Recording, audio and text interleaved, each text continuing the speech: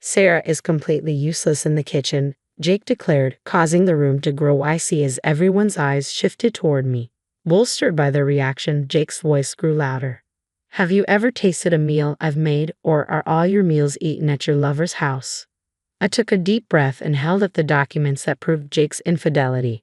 This is no joke, I said firmly, pointing to the evidence in my in-law's hands. My name is Sarah. I'm 35 years old and I've always been somewhat intimidated by assertive men, to the point where I felt afraid. Because of this, I rarely dated and had few interactions with men. As I approached 40, my concerned parents suggested an arranged marriage. Initially, I refused, but given my limited dating experiences and their persistence, I agreed to a few matchmaking sessions. It was at one of these sessions that I met Jake. He was kind, serious, and straightforward, a successful employee at a major company. Despite his imposing physique, he didn't intimidate me at all. The matchmaking went smoothly, and soon we were planning our marriage and meeting his parents. Jake's family was well known in the equestrian world, running their own farm. His father was a man of few words, while his mother was elegant and gentle with charming dimples that appeared when she smiled. Before I knew it, Jake and I were set to marry. As part of the agreement, I became a full-time housewife and left my clerical job at the electronics company. My colleagues teased me about marrying into wealth, and my parents were thrilled. Looking back, I believe that was the peak of my happiness. Jake had assured me that his demanding job would keep him away often, but he promised it would only be for a while. He planned to support the family business after achieving his career goals. I admired his dedication and decided to support him. However, as the years passed, Jake's absences became more frequent and prolonged. I knew he wouldn't be home often, but not to this extent. I waited alone in our condo, a wedding gift from his parents. I wondered if he'd even come home that night. I had only managed to cook for him a few times as his returns were so rare and unpredictable. His business trips left the house empty for days, and he would often dine out, returning home late at night. Despite his late returns, Jake would wake up early and leave without breakfast, which worried me. I was concerned about his health and well-being. One morning, as Jake prepared for the day, I asked, Jake, I really want you to eat healthy meals. Why don't you eat at home? He didn't meet my gaze, busy adjusting his tie. Don't worry, work is just particularly demanding right now, he replied briefly before leaving. Jake worked from early morning until late at night, including weekends and holidays, with frequent business travels. Initially, I wondered if he was avoiding me or if something was wrong between us. His constant absence made me feel almost like I was living alone. Jake owned very few personal items, which added to the feeling of solitude. We hardly spoke, so I knew almost nothing about his interests or preferences. Sometimes, I questioned if I was at fault. I spoke to my parents, but they simply said that it was better for a man to be busy. My few friends also thought it was ideal for a husband to be occupied without deeply considering my feelings. Although Jake managed our finances well and provided for our daily needs, which meant I had no financial worries, this stability only seemed to heighten my anxiety. I couldn't shake the feeling that I was to blame for Jake's distance, constantly wondering if I had done something to drag him away. My sense of inadequacy as a wife consumed me, leading me to obsess over cleaning and improving my cooking skills during the rare moments we were together. Whenever Jake noticed my anxious expression, he would reassure me, saying, Sarah, you're doing everything right. Reluctantly, I came to accept that this might be the norm for our marriage. Then, at the end of the year, I received an unexpected call from my father-in-law. His angry voice wooed from the other end of the line, causing me to nearly drop the phone. Sarah, what on earth do you think you're doing? He demanded. Why haven't you attended the family gathering? Confused, I asked, what do you mean? Has something happened? Don't play dumb, he scolded. Why haven't you come to the family gatherings every year? I was taken aback. I had never been informed of any annual family events. I recalled discussing Christmas greetings with Jake, who had mentioned that his father preferred not to have many people in his house and that family gatherings were kept to a minimum. He had also said that it was too hectic with too many relatives, so each year, only Jake would visit his parents with Christmas gifts. You should at least apologize for not participating, his father said sternly, making me tremble. I had always stayed home during Christmas while Jake visited his parents, careful to send warm greetings and messages to maintain proper etiquette. I had suggested making a phone call, but Jake said it was a busy time and that it wasn't necessary. I was relieved to avoid confronting my strict father-in-law, but felt a pang of guilt as I learned that all the relatives gathered for a Christmas party. I apologized profusely over the phone, but my father-in-law left a harsh remark before ending the call. My mind was filled with doubts. What did Jake mean by saying it was no problem if I didn't participate? Why did he convey the wrong information about the family gathering? Did he not want me to attend at all? That night, when Jake returned home, I decided to confront him. I received a call from your father today, I said. He scolded me for not attending the Christmas party. Jake gave a rueful smile, sighed, and replied, "It can be stressful to go where there are many people. Wives usually don't want to visit their in-laws' homes, and I was just considering your feelings." I was surprised by Jake's thoughtfulness. I knew many people dread visiting their spouse's family, as my friends often complain, but that didn't mean they never attended. Despite Jake's insistence that it was okay to skip the gathering, I felt compelled to attend this year and overruled him. The Christmas gathering at his family's home was lavish, with numerous relatives exchanging greetings and gifts. "You finally showed up as a member of the family," my father-in-law said coldly. "It's only natural to participate in such events." Even after I explained that I had been told there was no gathering, his anger didn't subside. "Were you avoiding us because you don't like seeing everyone here?" His intense anger left me speechless, and I had no energy left to argue. The relatives watched from a distance, their silent scrutiny understandable. I chose to endure the situation patiently, but I couldn't forgive Jake for his complete lack of support. He continued to drink silently, and as time went on, his alcohol consumption increased. Meanwhile, everyone came to me to voice their grievances. "Jake says he's never seen you working around the house," they complained. I wanted to retort that Jake was rarely home, and that when I did cook, it was often after he had already eaten out. Each complaint from the relatives felt like a stab in the heart. What kind of negative stories was Jake sharing about me? I couldn't understand why he was painting such a bleak picture. My only response to their harsh words was a stiff apology. "I'm sorry. I will be more mindful from now on," I said, trying to maintain my composure amid their piercing stares. I did my best to assist with the cooking and serving during the Christmas party, and after the cleanup the next day, I was completely exhausted. Jake went straight to work from his parents' house, and we spent the day apart.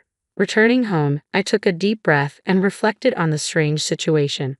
Why had Jake claimed there was no family gathering? Why was he telling people that I neglected household chores? Was this related to his frequent absences? My concerns grew, and I felt I had to investigate further. With time on my hands, I decided to track Jake's behavior, a practice I had seen in detective TV series. Jake left early in the morning, and I discreetly followed him. Knowing where he worked made this task easier, and I felt a thrill from my covert operation, finding it more engaging than staying idle at home. I spent the day lingering in nearby cafes and restaurants, keeping a watchful eye on his office. Jake's activities that day were unremarkable, and he returned to his office in the evening. I continued my surveillance from a cafe with a view of his company. At around 7:00 p.m., Jake left the office. Was he leaving work early today? If he went straight home, he would discover my own absence, so I needed to return quickly. I arrived home before Jake, prepared dinner, and waited for his return. However, he didn't come back until late at night. Something felt off. Determined to uncover the truth, I resolved to monitor Jake's actions again the next day. His routine was almost identical to the previous day. He went to work, left the office for a while, and then returned in the late afternoon. But what happened after that remained unclear. While observing from a different restaurant that evening, around 6:00 p.m., Jake left his office once again. Unlike the previous day, I didn't rush home immediately. I decided to follow Jake discreetly. Instead of heading towards the nearest train station, he walked in the opposite direction. I hesitated but decided to continue following him. He made his way to a lively area filled with hotels. Despite my resolve, I briefly lost sight of him while scanning the surroundings. Suddenly, Jake appeared right in front of me. We both froze, staring at each other in surprise. Jake was the first to speak. "Sarah, what are you doing here?" I was at a loss for words. "What are you doing here, Jake? What have you been up to all day?" I was taken aback. I was supposed to be the one investigating him, but now I was the one being questioned. "Go home now," he said. "We'll talk about this later." Being scolded by Jake on the spot was humiliating. I hurried back home. When Jake returned late at night, he bombarded me with startling words. I don't know what you're doing at home, but following me around. Why should I support someone like that? I tried to defend myself. I've been handling the household chores. Do you think you've done your part just by doing a bit of cleaning? From now on, Jake said, you'll have to manage with just $100 for living expenses. I was speechless. How was I supposed to live on just $100? The gas and electricity bills come from my account, and he hadn't contributed a cent to my food. Jake just smirked. Then let me look for a job. I want to work part-time. Jake's lips twisted coldly. Part-time isn't good enough. Find a full-time job and don't neglect the household chores. No matter how much I protested, Jake's determination was unwavering. As a result, I ended up returning to my previous job at the electronics company. My days became a blur of managing both work and household tasks. I had no time for anything else, not even for my brief detective pursuits. Jake became unusually strict with me, criticizing every little mistake. During the short moments we saw each other in the morning, he would complain about fingerprints on the windows, dirt on the stairway, and wrinkles in his shirts. He always found something to criticize before leaving for work. Since I was also working all day, I could only address his complaints at night. The days passed quickly as I juggled my responsibilities, and before I knew it, the end of the year and the Christmas family gathering approached. Jake was adamant that I should not attend. You should stay home. There's no need for you to come to the gathering, he said. Feeling that arguing was futile, I remained silent. Just before he left, Jake delivered a final harsh remark. Someone like you is too disgraceful to introduce to relatives. I was stunned by Jake's biting remarks, unable to understand how he could speak so harshly when I was working tirelessly and managing everything at home. Determined to confront the truth, I decided to attend the Christmas gathering unannounced, feeling it was important for his family to witness his true nature. I tightly gripped the thick envelope that had just arrived as I approached his family's house. Taking a deep breath, I opened the front door and stepped inside. Jake, upon seeing me, looked surprised but quickly masked his reaction, glaring at me while keeping his silence due to the presence of other guests. The relatives' gazes were icy and I could hear their whispered criticisms. I knew they had been deceived by Jake's version of events, but I remained unfazed. Despite their cold stares, I went to the kitchen to help with the food and drinks. As the evening wore on, and Jake drank more, his restraint seemed to loosen, and he began to voice his criticisms more openly. Sarah is useless, he declared. Even when she's in the kitchen, she doesn't cook properly at home. The room fell silent, and all eyes turned to me, their cold stares now focusing on my direction. Encouraged by the reaction, Jake's criticism grew louder. The meals she makes are terrible, he announced. My father-in-law's sharp gaze zeroed in on me. What does this mean? He demanded sternly. Isn't this highly inappropriate for Jake's wife? Feeling the weight of the moment and the collective attention of the relatives, I decided it was time to stand my ground. I stepped forward and confronted Jake directly. Have you ever actually eaten the food I've made? Aren't all your meals at your lover's place? I challenged. My father-in-law's mouth dropped open in shock, and the room was filled with stunned silence. Only Jake seemed to panic, trying to salvage the situation. Sarah, why are you making up such lies just because you're being criticized? He stammered. Jake tried to defend himself to his father. Dad, I don't have a mistress, he insisted, hoping his father would take his word over mine. But my father-in-law seemed torn, wanting to believe Jake. Are you out of your mind, making up stories like this all of a sudden? Jake said, dismissing my claims. But the accusation of Jake having a mistress wasn't just a passing joke. It was a serious matter. I reached into my bag and pulled out an envelope, handing the documents inside to my father-in-law. Jake, continuing his barrage of insults, demanded, apologize right now. If you do, I might overlook the fact that you lied. The relatives, seemingly convinced that Jake was innocent, maintained their cold stares toward me. As my father-in-law and mother-in-law carefully examined the documents, I braced myself. The papers were a detailed report from a private investigator I had hired after my own amateur sleuthing revealed troubling patterns in Jake's behavior. The investigation confirmed my fears. Jake was indeed having an affair. While I struggled to manage on $100 a month, balancing a full-time job and household duties, Jake was living comfortably with his mistress, spending most of his time at her place and even dining there daily. I had stumbled upon Jake in a bustling district lined with hotels, just as he was about to meet his mistress. With a firm voice, I declared, "This is no joke. Here's the evidence." I pointed to the documents in the hands of my in-laws. Murmurs of disbelief swept through the relatives. "Jake, is this true? Explain yourself," they demanded. The father-in-law and mother-in-law scrutinized the report, flipping through the pages. Jake, sweat forming on his brow, vehemently denied the accusations. "No, that can't be. I don't have a mistress," he protested.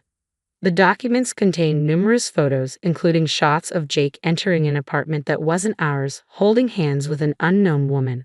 Other images showed him selecting jewelry with her, enjoying wine at a trendy restaurant, and shopping for groceries. In every photo, Jake's carefree smile was evident. I confronted him directly. "You always talked about how hard you were working. Is this how you spent your time?" Jake's face strained of color as he struggled to find words, clearly caught off guard by the overwhelming evidence. I continued, my voice rising with anger. "Why did you lie about not wanting to see the relatives or about the food tasting bad?